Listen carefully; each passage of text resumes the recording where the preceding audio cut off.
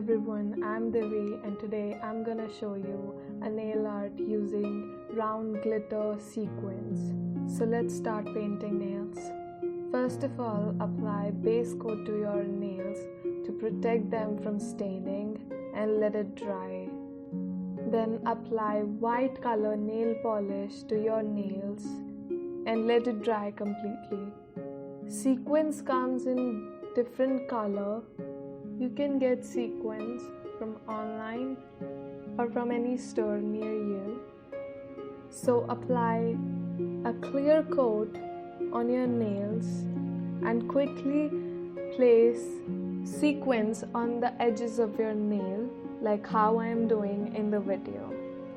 Then let it set for at least a minute and that's it. To seal in your design, apply top coat.